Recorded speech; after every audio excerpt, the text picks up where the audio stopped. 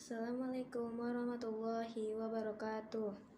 Nama saya Rifka Khumairoh dari kelas 74 SMP Negeri 8 Pekanbaru.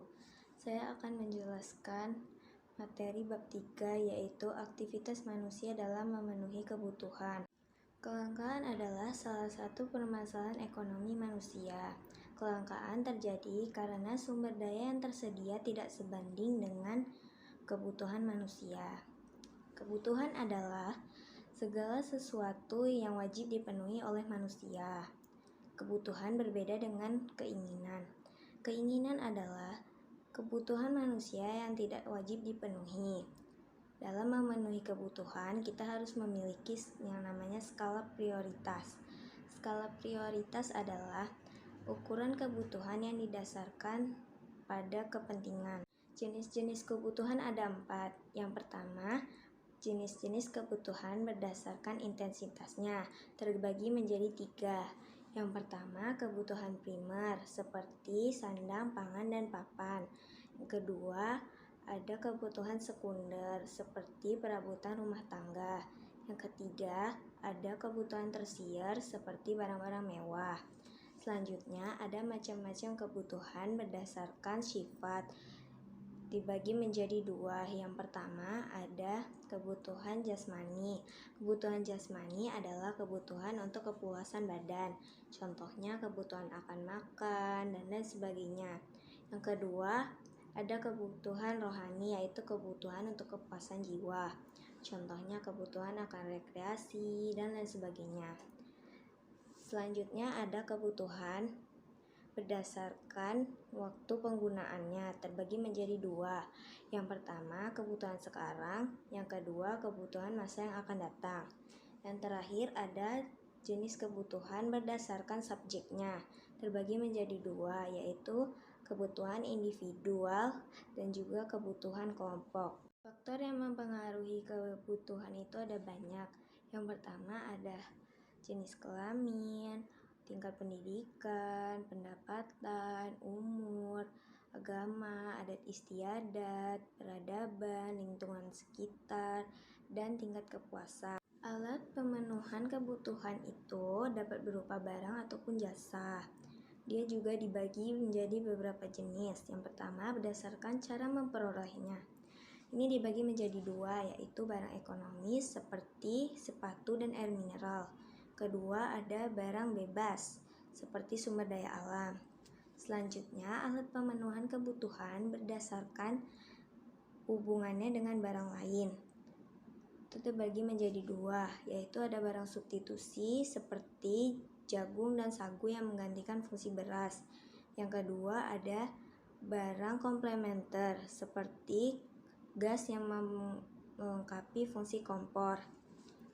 Selanjutnya ada jenis alat pemenuhan kebutuhan berdasarkan tujuan penggunaannya terbagi menjadi 2, yaitu ada barang produksi seperti traktor, dan yang kedua ada barang konsumsi seperti makanan, dan yang terakhir ada jenis alat pemenuhan berdasarkan proses pembuatannya. Itu terbagi menjadi 3. Yang pertama barang mentah seperti kapas, yang kedua barang setengah jadi seperti benang, dan yang terakhir barang jadi seperti pakaian.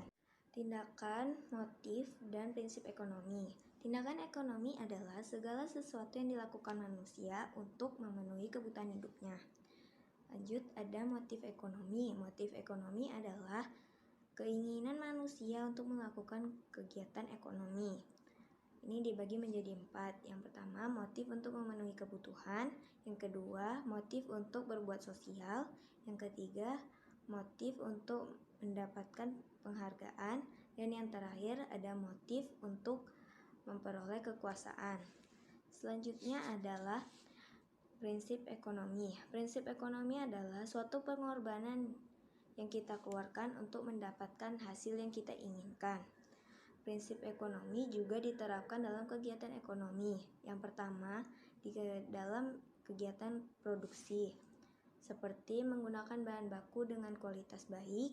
Yang kedua, menggunakan tenaga kerja dengan upah murah. Yang kedua, ada dalam kegiatan distribusi, seperti memberikan pelayanan dengan baik. Yang kedua, menggunakan sarana distribusi yang murah. Yang terakhir, ada kegiatan konsumsi, seperti memilih barang dengan kualitas baik. Dan yang kedua, membeli barang sesuai yang direncanakan. Kegiatan ekonomi terbagi menjadi 3. Yang pertama, produksi. Produksi adalah kegiatan menghasilkan atau menambah nilai guna dari barang atau jasa. Produksi memiliki 2 faktor. Yang pertama, faktor asli seperti sumber daya alam dan tenaga kerja. Tenaga kerja dibagi menjadi 3. Yang pertama, tenaga kerja terdidik, tenaga kerja terlatih, dan tenaga kerja tidak terdidik dan tidak terlatih. Yang kedua, ada faktor turunan seperti modal dan kewirausahaan. Yang kedua, ada distribusi. Distribusi adalah kegiatan menyalurkan barang atau jasa kepada konsumen. Distribusi ada 3. Yang pertama, distribusi langsung, semi langsung, dan tidak langsung. Orang yang melakukan proses distribusi disebut distributor. Distributor dibagi menjadi 3. Yang pertama, pedagang besar, pedagang sedang, dan pedagang kecil. Dan yang terakhir, ada kegiatan konsumsi. Kegiatan konsumsi adalah kegiatan menghabiskan atau mengurangi nilai dari barang atau jasa. Selanjutnya ada permintaan, penawaran, dan harga.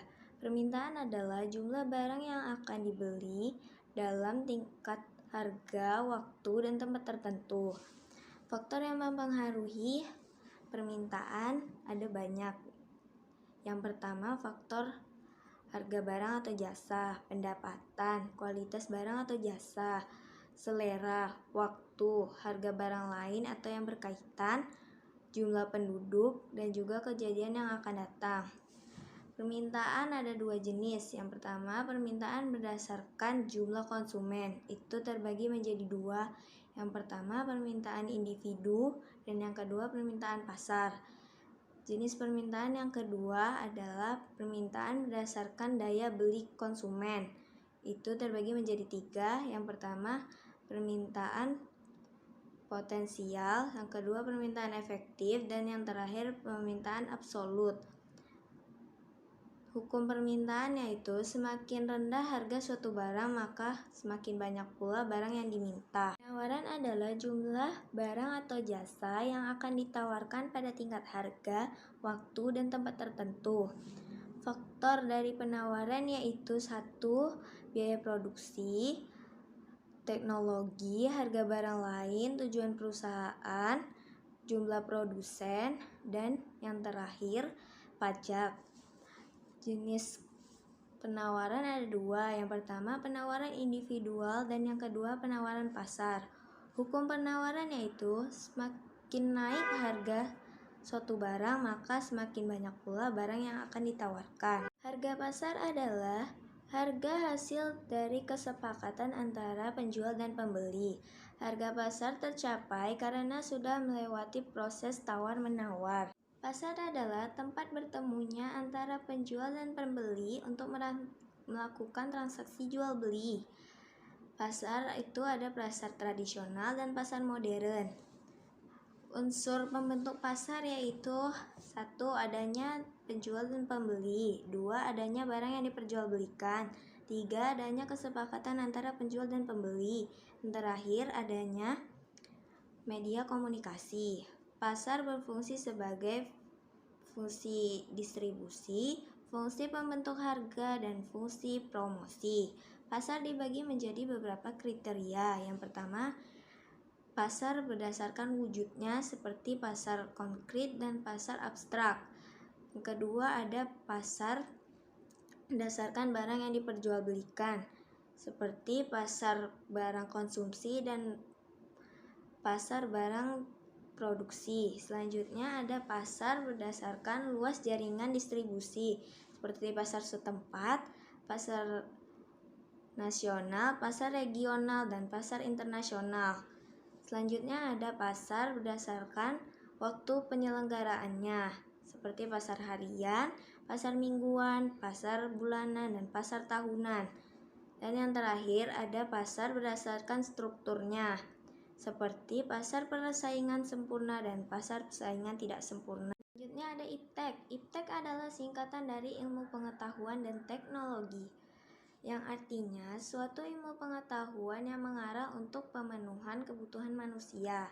Manfaat IPTEK secara umum yaitu mempermudah komunikasi, mempermudah kegiatan manusia, dan membawa kita ke zaman yang lebih modern. Nah, manfaat IPTEK dalam kehidupan sehari-hari itu, kegiatan manusia menjadi lebih praktis, ekonomis, dan efektif, dan juga mudahnya berkomunikasi tanpa batas.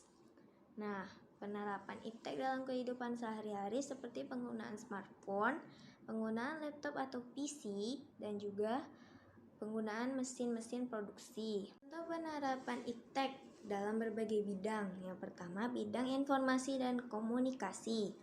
Itu dapat mempermudah komunikasi manusia. Yang kedua, bidang ekonomi dan industri dapat meningkatkan produktivitas industri. Ketiga, bidang sosial budaya dapat meningkatkan rasa percaya diri. Yang keempat, bidang pendidikan dapat mempermudah sistem pembelajaran. Yang kelima, bidang politik dapat menimbulkan kesadaran regionalisme. Dan yang terakhir, dalam kebutuhan pokok manusia dapat membantu pembangunan rumah-rumah dan gedung-gedung. Dampak positif IPTEK dalam kegiatan ekonomi seperti kegiatan produksi menjadi lebih mudah dan cepat. Yang kedua, banyaknya lapangan pekerjaan baru. Yang ketiga, kebutuhan masyarakat dapat terpenuhi. Selanjutnya ada juga dampak negatifnya. Yang pertama, banyaknya pengangguran karena digantikan oleh tenaga mesin. Yang kedua, sumber daya alam semakin berkurang karena adanya dorongan untuk terus berproduksi. Nah, peran IPTEK sendiri dalam kegiatan ekonomi seperti di bidang produksi. Contohnya, IPTEK dapat menunjang kebutuhan alat-alat produksi. Yang kedua, di bidang distribusi itu dapat mempermudah proses penyaluran barang atau jasa. Dan yang terakhir, di bidang konsumsi itu dapat memudahkan konsumen untuk memenuhi kebutuhan hidupnya. Selanjutnya, peran kewirausahaan. Dalam kewirausahaan itu ada yang namanya kreativitas. Kreativitas adalah segala kemampuan seseorang untuk menciptakan hal yang baru. Kreativitas sendiri berkaitan dengan yang namanya inovasi. Ibaratnya itu kreativitas adalah imajinasi dan inovasi adalah implementasi. Ciri-ciri orang kreatif itu yang pertama, dia memiliki sifat yang terbuka, suka tantangan, penuh percaya diri, dan tidak mudah putus asa. Ada juga faktor penghambat dan faktor pendorongnya. Faktor pendorongnya yaitu pertama, berani mengambil resiko. Yang kedua, yakin terhadap diri sendiri. Faktor penghambatnya itu yang pertama, dia takut akan kegagalan dan juga rasa stres yang berlebihan. Yang kedua, kewirausahaan. Kewirausahaan itu berasal dari dua kata. Yang pertama kata wira yang artinya berani. Yang kedua kata usaha yang artinya kegiatan untuk mencapai tujuan. Kewirausahaan itu artinya suatu usaha manusia yang berkepribadian unggul untuk mencapai tujuan yang bermanfaat.